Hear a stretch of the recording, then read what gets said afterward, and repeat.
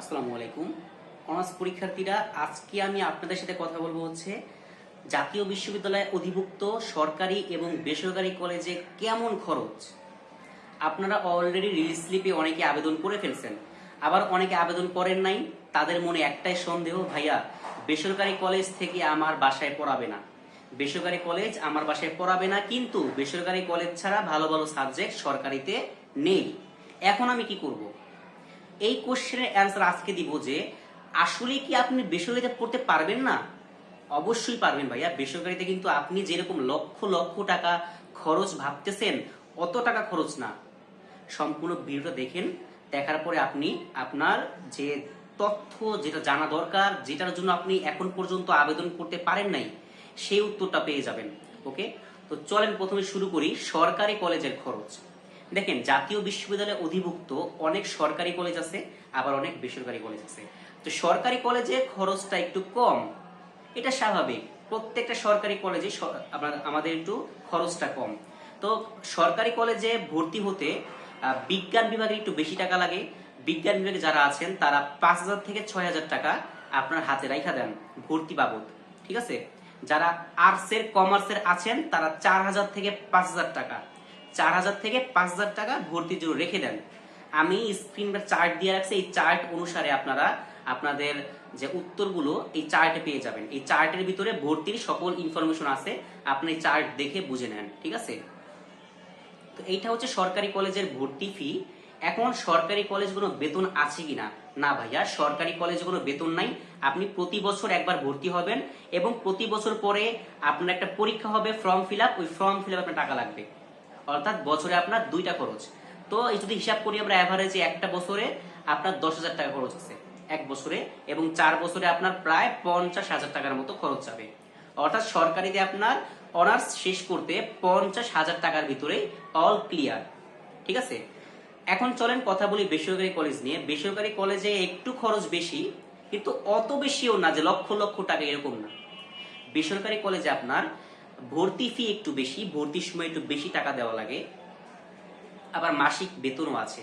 যেমন আমি যদি উদাহরণ দেই, ঢাকার ভিতরে যে তেজগাঁও কলেজ, হাবিবুল্লাহ বাহার, সিদ্ধেশ্বরী, মোহাম্মদপুর কেন্দ্রীয় কলেজ, উত্তরা টাউন কলেজ, এইসব যে বেসরকারি কলেজ জাতীয় বিশ্ববিদ্যালয়ে অধিভুক্ত, বাট এরা কিন্তু বেসরকারি। তো এইসব কলেজে খরচটা হচ্ছে আপনার ভর্তির সময় আপনার হাতে 12,000 থেকে 10,000, 10,000, 12,000, 13,000, অর্থাৎ 10 থেকে 15,000 টাকা আপনার ভর্তির সময় লাগবে। বিজ্ঞান বিভাগে একটু বেশি লাগতে পারে, বাট 10 থেকে 15,000 টাকার ভিতরেই সায়েন্স, আর্টস, কমার্স তিনটার ভর্তি হয়ে যাবে 10 থেকে 15,000 টাকার ভিতরেই।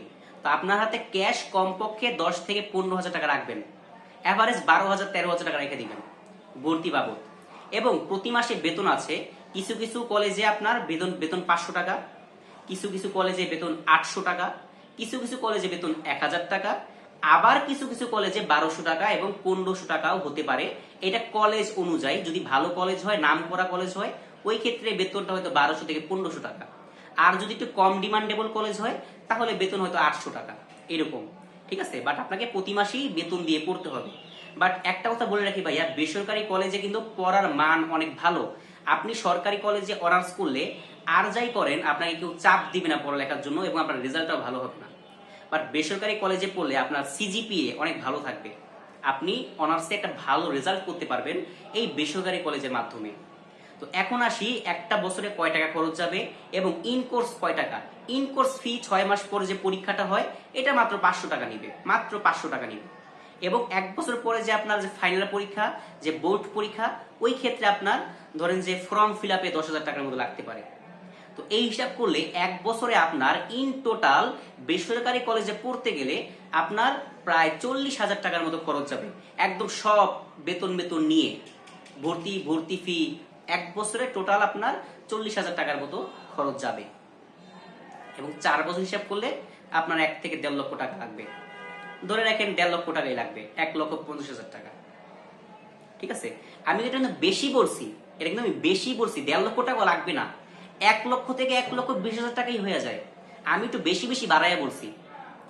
ঠিক আছে, 1 থেকে 1,20,000, সর্বোচ্চ ভালো কলেজ হইলে 1,30,000 থেকে 40, 1,30,000, 40,000 এইরকম 4 বছরে আপনার লাগবে। তো ভাইয়া 4 বছরে কি 1,20,000 টাকা বেশি? অনেকে হয়তো মধ্যবিত্ত, অনেকে হয়তো নিম্নবিত্ত, অনেক উচ্চবিত্ত, অনেকের কাছে কিছু ব্যাপারই না, অনেকের কাছে আবার এটা অনেক কিছু। আবার অনেকে মনে ভাবতেছেন যে হ্যাঁ 1,20,000 30,000 হইলে পারবো। আমি আপনাদের সাজেস্ট করব, যারা মধ্যবিত্ত আছেন, যারা এই 1 লক্ষ থেকে 1,20,000 1,30,000 টাকা দিয়ে অনার্স করতে পারবেন, তারা অবশ্যই বেসরকারি কলেজে অনার্স করেন, কারণ আপনার এখানে রেজাল্ট ভালো হবে, এই গ্যারান্টি আমি দিতে পারি। ঠিক আছে ভাইয়া, তো আজকের ভিডিওটা এই পর্যন্তই। আশা করি অনেকে অনেকের ইনফরমেশনগুলো পেয়ে গেছেন। এবং আরেকটা কথা বলে রাখি ভাইয়া, সেটা হচ্ছে সরকারি কলেজে কিন্তু আপনি পড়তে চান, সমস্যা নাই, বাট একটা সাবজেক্ট যদি ভালো হয়, আপনি একটা ভালো সাবজেক্ট নিয়ে পড়লে আপনার নাম আছে। এখন আপনি সরকারি কলেজে পড়তে গিয়ে একটা খারাপ সাবজেক্ট পেয়ে গেলেন, তাহলে কিন্তু আপনার অনার্স করার পরে এই সাবজেক্টের কোনো ভ্যালু নাই।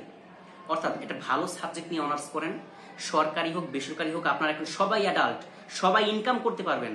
তো ইনকাম করে দরকার হলে ভালো সাবজেক্ট নিয়ে আমি অনার্স করব, বেসরকারি হয় হোক, একটা ভালো সাবজেক্ট নিয়ে অনার্স করেন। আপনাদের কাছে এই পরামর্শ আমার থাকবে।